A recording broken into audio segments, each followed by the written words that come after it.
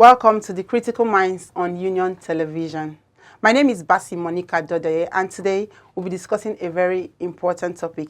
In this digital era, geographical limitations have become increasingly irrelevant when it comes to accessing opportunities and also talent recruitment. With the advent of remote jobs, there is a new era of recruitment, borderless hiring. And this borderless hiring enables companies and employers to access global talent and then also have diversification of workforce and also fresh perspective and ideas from talents all over the world. The question today is not even about employers. It borders more on employees, how they can access these borderless opportunities, which brings us to our topic for today, strategies for accessing borderless opportunities. And I'm very delighted to have someone in the studio that will do justice to the job of explaining what this is all about. Her name is Ekemini Akpakpan, and she is a trailblazing social impact leader with non-profit management experience spanning 13 years. Ekemini's knack for systems building and gender transformative programming has led to charting an entrepreneurial career, building institutions in the East and West African social impact space, including the public sector. Ekemini has built a track record in institutional capacity building in various managerial positions and obtained bachelor's and associate's business administration degrees. She is a committed voice for women and girls and has served as a contributor for She Leads Africa, the World Economic Forum, and the International Youth Foundation. What a packed bio there. You're welcome, Ekemini. Thank you. Great to be here. My pleasure. You're welcome once again. When we come back from this short break, we will start diving deep into the topic. Stay with us.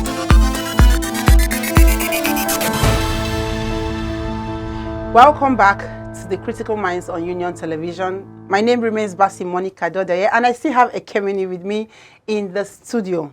And we want to start divulging, let me just say that. We want to start eating this frog right away, right? You know, our topic is strategies for accessing borderless opportunities. And then there are some people that are asking this question, what is borderless opportunities? Would you please do justice to that? Okay, so borderless opportunities are, we live in a global world now.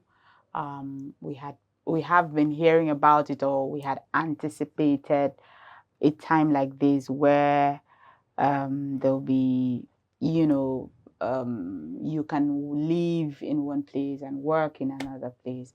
So borderless opportunities essentially, saying that, you can actually do that. You can live in one place, work in one place, access opportunities in the economic space, remain productive and have a job, sell your products and your services and reach, international markets.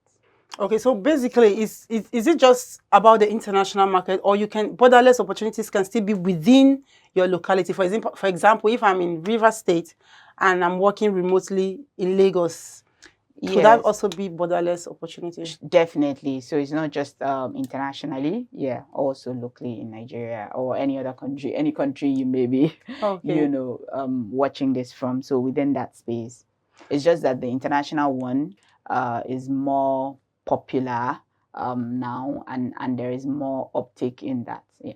Okay. So it's safe to say that work is a function of of the activities you do and not your location. Is it safe to say that? Yes, so far as they are productive activities and you're earning an income from it, right? Yes, so you're definitely working. Okay. Amazing. For these strategies for accessing this borderless opportunity, before you start listing them, do you think they are sustainable? Let's start with that. Like having those strategies, are they sustainable? Well, they are, I would say both yes and no. So because it is a revolution, so it would take a while for us to, legitimize this. For instance, for you to have a daughter or have your son working in another space and working in another in one location, and then the organization is in another space, or maybe even there, but in several locations.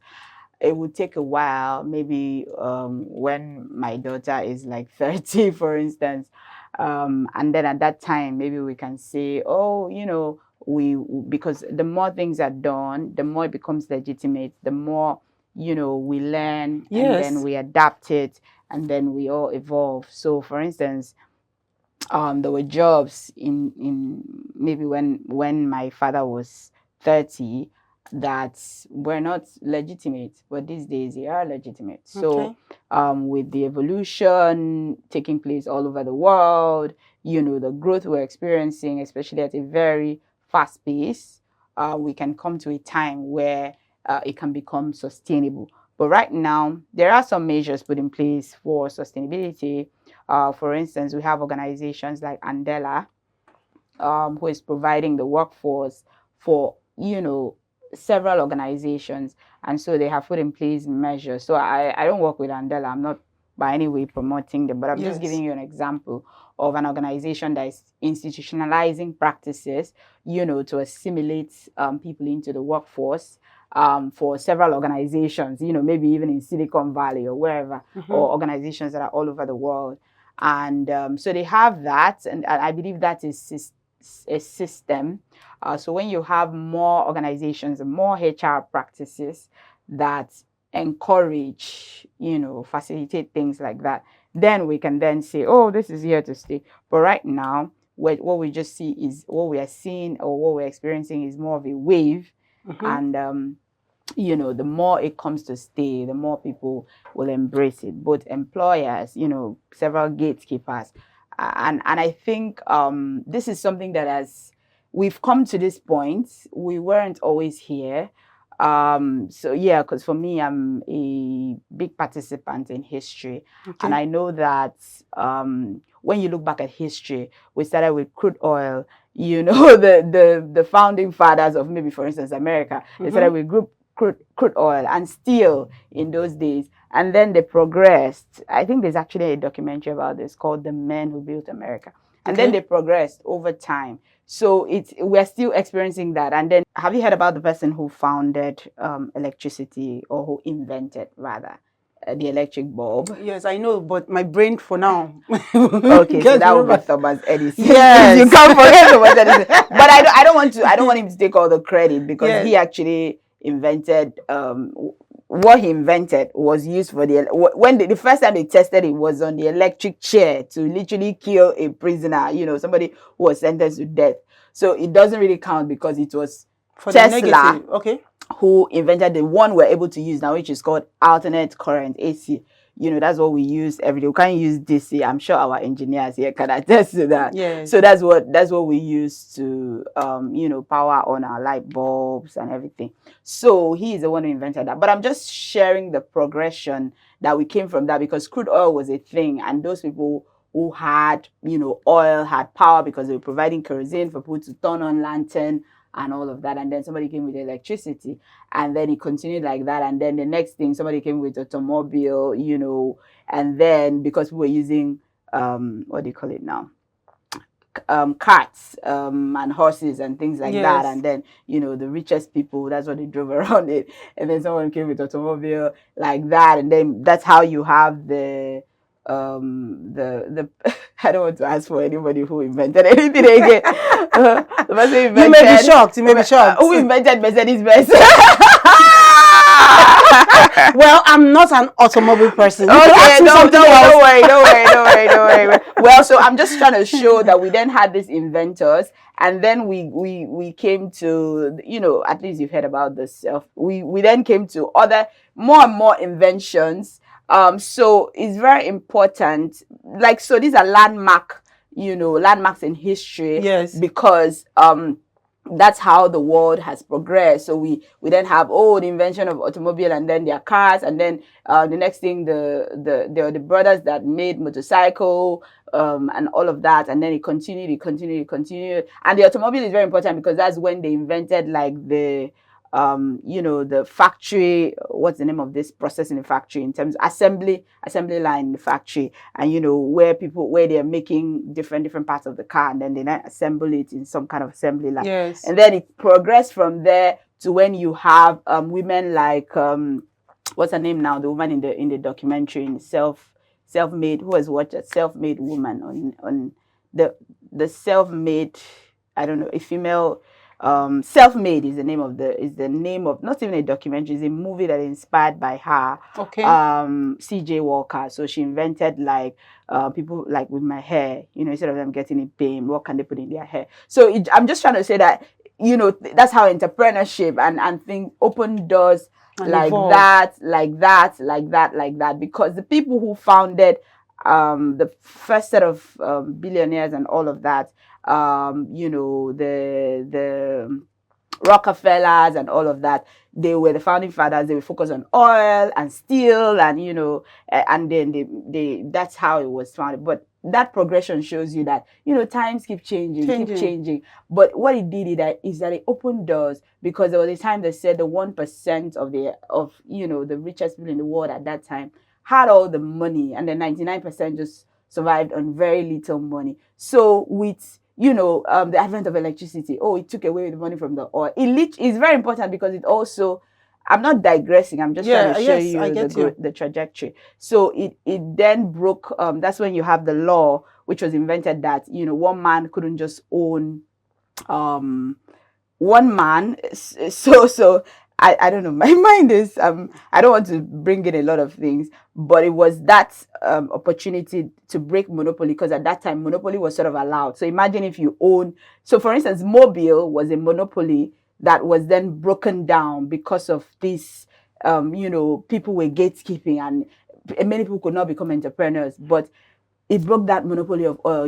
Everybody can't just be living on oil. There was no electricity, and all of that. And it kept going, and it kept going, and it kept going. And even with this, there's now like more, there's a lot of ethics, and a lot of improvements in terms of like just generally the workforce, because in that time, factories, people were working super hard and earning peanuts, and they were just working in factories for all these rich people.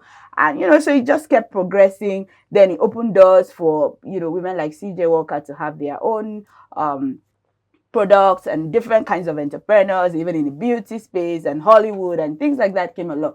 So we're here in the time of where tech came. Mm-hmm. So tech has opened new doors.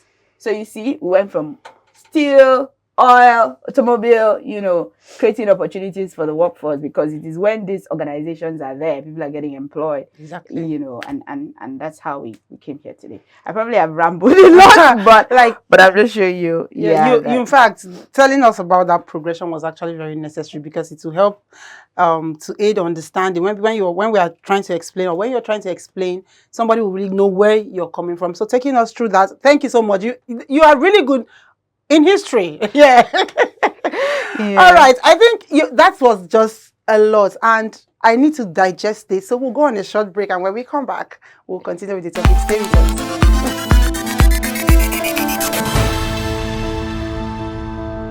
You can agree with me that this discussion is already robust. In fact, I know you're already with your pens writing, and I need you to keep that pen and paper close to you, because you're still going to get more. So before we went on that break, Ekemini told us about the first strategy, which is positioning yourself, and she did justice to that topic. It's not like you traveling from your village to Abuja. It's just your mindset. So from your mindset, you then tend to progress to wherever, or to gravitate to what you want for yourself. So, Ekemini, I can't wait to hear another strategy. What would that be? Okay, so create opportunities for yourself, right? And don't underestimate, your own power in creating opportunities for yourself. So I say that to say, so many times, well, I am more of a trailblazer, like you were reading when you were saying, reading my bio. More, I see myself as an entrepreneur. But it happened because I thought one day, so everybody is waiting for the government to do everything. What will I do? What is my own role? I think it was just a light bulb moment for me. And then I started thinking about it. Oh, what can I do for myself? What will I do? So just creating opportunities around what I can do. I'm sure many times people I spoke to, like, I mean, I was telling you before how I told somebody that I was going to be this and that and that. And then I saying that, oh, I wanted to be all of that. You know, I also had people doubting me and say, oh, are you going to kick out the Christina Yeah, Mampo the if you want to be, legends. if you want to, you know, I think I was saying I wanted to go into broadcasting or something. I can't remember. But I'm just saying that, just identifying opportunities that look like me, opportunities that look like what I can do, and taking the first step. So now I'm in the development space, but it started by I had this, you know, inclination. Okay, I always had played in the space where I was, you know, raising children. Actually, then I started finding, oh, teenagers, girls, and things like that. And then one day I decided to curate an event around it. So I heard about, you know, Children's Day, and I was trying to do, but the deadline was so close. And they said, oh, there's International Day of the African Child. It's June 16. I think I hope I'm getting it right. Mm-hmm. This happened like maybe 14, 15 years ago. So they said, oh, International Day of the African Child. And I was thinking of, what can I do? What can I do? I started reading about it. And it, you know, drew me in the more I researched about it, because they were like, oh, there's these children. So they were, you know, protesting against apartheid in South Africa. And then they shot open fire on them. Many children died. And ever since then, that's how the Day of the African Child came about. So I said, oh, wow. I started researching. And then I saw that the African Union said we could collaborate with them to do several activities in your locality, as a community, you know, in your community. So from there, I just started curating opportunities for myself. I got venue. I just got little things. And believe me, they were from my existing, because sometimes it's very interesting how we don't say how we think, we don't think, what do I have in my hand? So at the time, I was thinking, what do I have? So I remember that my dad used to be a lecturer, and then he had written books and things like that. It's just, I think it just started with that thought. And then, oh, he said, oh, I said, okay, I want to furnish school libraries. I think that was the project I came up with. And then he gave me some of his books and all of that. And I still remember I was in school. So he said, oh, hope you're reading your book. So, you know, he was very skeptical, and even the way he spoke about the whole thing was like a terrible idea. But he just said, hope you're reading your books. And then, so from there, I remember I went to schools. I told them I could furnish their library. And then I, you know, just like that. I remember walking into one of those schools. I then met Heinemann Books, or a supplier who was representing a region. And then I told him about my idea. And he said Heinemann could donate some books to the libraries. You get, because they have a CSR or something. But the point is that it was just little steps. Things that are adding up. Things that are adding up. Things that are adding up. Things that are adding up. Like that, it all came together.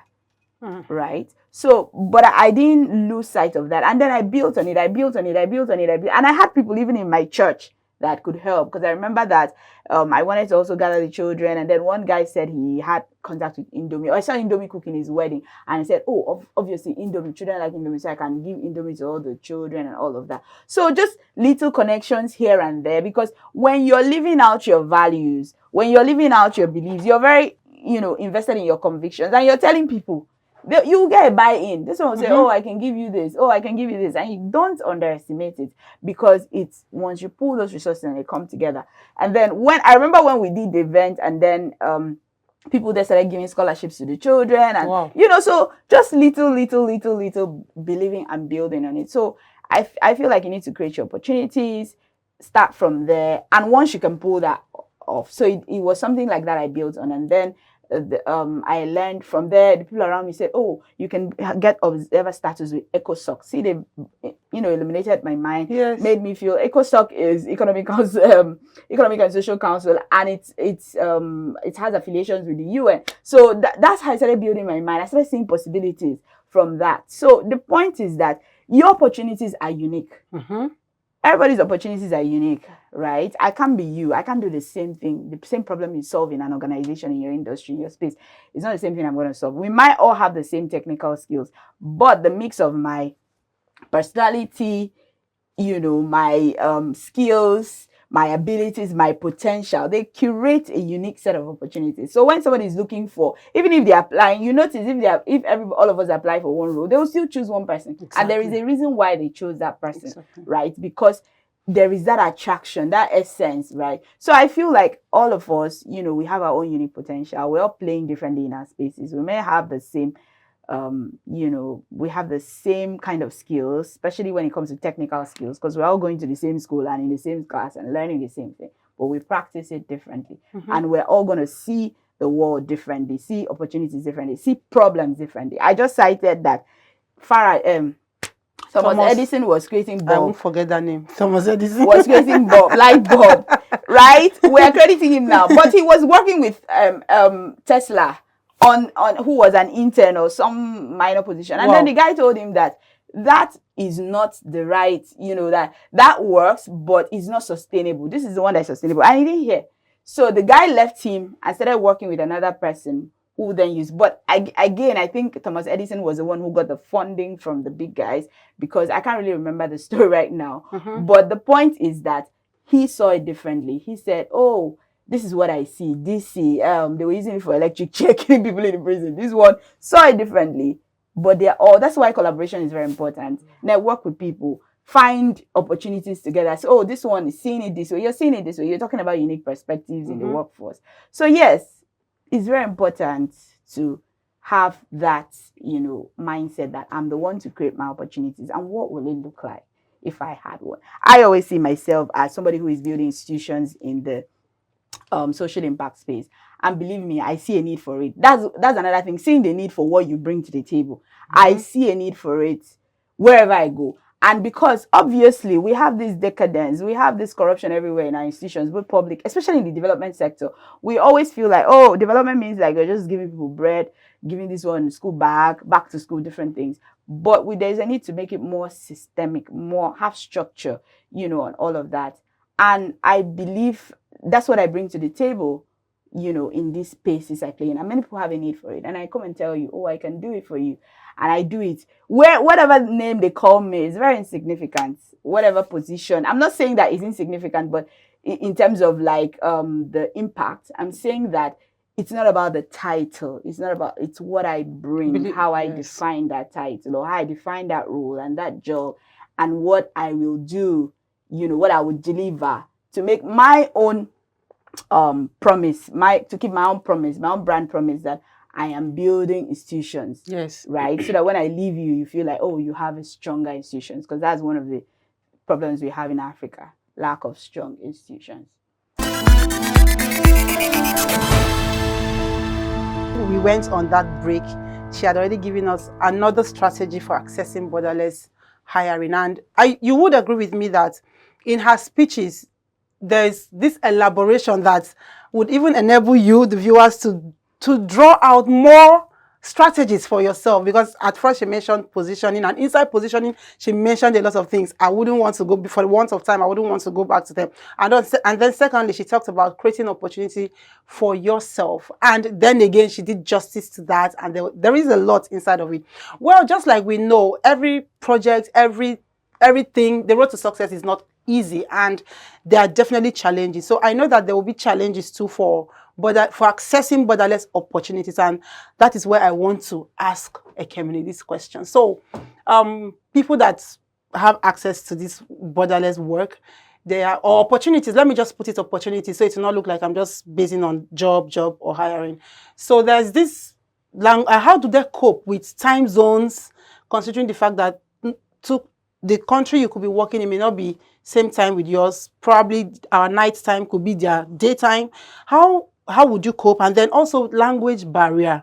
So if you're working in a country where they don't communicate in English as yours, what do you do? And then what is the assurance for job security? I've had a scenario of someone that worked, I think, in a Russian company. He was paid heavily though, but within 1 month, he got a mail terminating his appointment, and he was like, what did he do? So what's the assurance that when you're working, instead of working traditionally, what's the assurance that, oh, you have that job, continue, the job will be sustainable, and then the assurance that you can communicate, the language barrier, and then the time zone for you to deliver properly?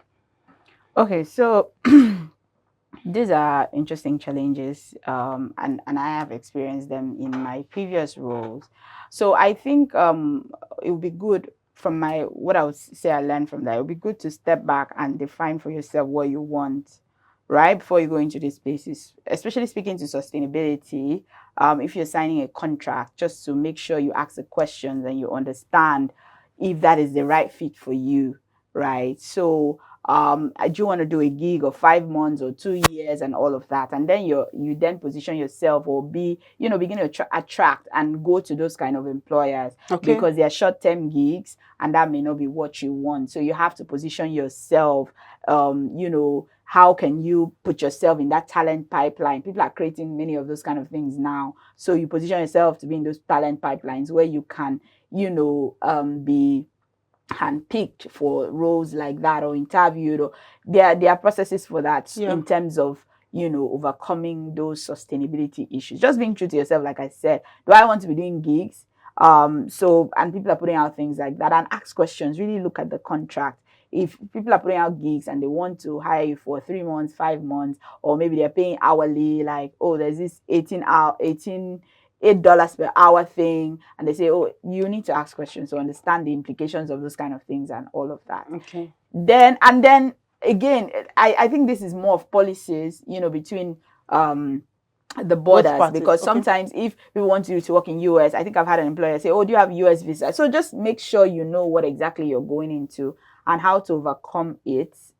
Yeah. And some international organizations even have third party companies in your country, Okay. right, who are the ones that when they hire you, those people are hiring you on their behalf. So they will promote you, you will get to work there, but the HR is services provided by a third party organization. Okay. So can you find them, and things like that. So yeah.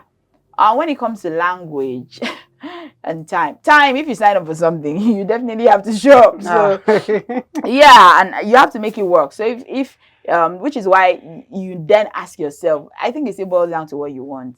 There are organizations that they want to hire talent, and then they then have zones to say, oh, you must be in the West African time zone, you must leave, and or they'll put out certain countries that they want, because they know that maybe the team lead for that unit or whatever, they have structured the work for you to be productive within certain hours. So you need to look out for that before you go to apply. Okay. Otherwise, if you then apply for something that is in the American time zone, which is very far from ours, you then have to change your sleep to suit what you want, and you have to be thinking about, is this suitable for your family, for your environment, for your entire well-being, right? Because I think we live in an era now where you can honestly, it's very competitive, but you have to stay true to yourself and then kind of attract things that work for you if you're going to have your family and have that balance, except you just want to be running around in terms of staying alive and making Surviving. it somehow. But we need to, yeah, I know that there are challenges out there, but we kind of need to get to a place of some stability for ourselves as people, so that we're not, and thank God, I still really believe in global opportunities. I may not believe in jackparing ultimately, but I think you can position yourself for that. And for language barriers, they'll always be there. You need to tell yourself, if you want to go and work in Paris or work for a Parisian firm, are you willing to learn French? Because those are some of the people that are not willing to. So positioning yourself culturally is very important. You have to be culturally intelligent, to understand the nuances of those cultures and see if you fit in there. So I think people overlook the whole thing of being a fit. But at the end of the day, the crown fits the head that fits it. You cannot make yourself bigger or smaller for the crown. So you have to realize that, there is that crown already there, and they're just looking for the head that fits it. And you have to ask yourself if you're the right fit. I know we don't like talking about that, but there's such a thing as, a workplace or some kind of thing you're trying to do being a fit for you. And again, to position yourself for opportunities generally, we all need to start taking different kinds of tests. The psychometrics, personality tests, and different kinds of things that show you how, what is a fit for you, what fits you ultimately, because work is something you're going to be spending maybe 70-80% of your life doing. Okay. Right? In addition to your other roles, your work, we are not honest with ourselves. Your work is like your life's work. Since you knew opera, right from when you were small until now, you still knew how to be doing the same kinds of things. So if you're going to be doing that for a long time, you need to be looking at your work from a long-term and sustainable point of view, as opposed to things that you just, hop. Yeah. So that even if you go around like 100 workplaces and 100 jobs or 1,000 jobs, they don't redefine you or, alter. They serve you as opposed to, yeah, that's. Wow, that's amazing. So, there's something I picked out from there, and I would like you to throw more light to it, where you talked about, you said positioning yourself so you attract what you want, right? So, um, when there is when there are jobs to choose from, there is a difference between the availability of the job, and then what you want. So I may want to work in a particular kind of tech company, but what is available is not what I want, and then it does not suit what I want, but that's what's available because I really need to make my ends meet. So I need to go for it. How do I manage that? So I think it's a bit, yeah, there are limitations, but you don't limit yourself by saying that you can only work in a certain workplace. It's very limiting. If I only say, oh, I want to apply to ExxonMobil, Because of what I have is what will and fit them. and I feel like what you have can fit into many places. You don't see it yet, which is why I say it's very important to start taking all these tests, to put you on a career, give you a career spectrum, not one place, right? I even encourage people these days. I remember one of my friends lost this critical job in a very big company, and and the way that he lost the job based on certain circumstances, I think blackmail, very ugly situation where he lost the job. It's very hard for him to get a job in that sector. So he changed. He changed his sector completely. Yes. And how he did that?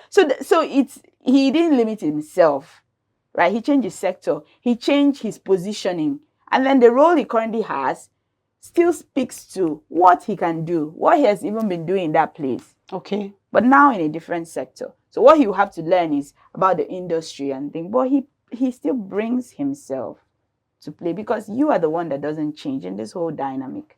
So I'm just saying, like, if you realize that you're the one you're the one bringing everything to the table, you need to find all these different tables, including being an entrepreneur. That shouldn't be out of the question. Mm-hmm.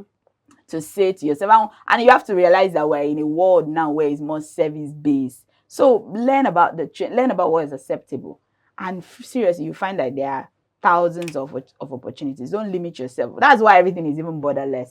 I'll have to stop you there because I know you have a lot to say, Kemini, but I'll have to stop you there due to time constraints. And for the viewers, I believe you have learned a lot from today's segment, not just a segment, a robust one at that, talking about strategies for accessing borderless opportunities. Ekemini had talked about positioning yourself, and when she's talking about positioning yourself, it's about your mindset first, positioning yourself, and then I would borrow her self-invented adage that says there is only one standard, and it is global. So just that should be your threshold. That should be where you're focusing at, that, oh, I want to beat the global world. And for the challenges, basically, whatever you want, position yourself for it. If you want to work in a time zone that will be favorable to you, work yourself up for that time zone. We have come to the end of today's segment on Critical Minds, and for more entertaining shows like these on Critical Minds at Union Television,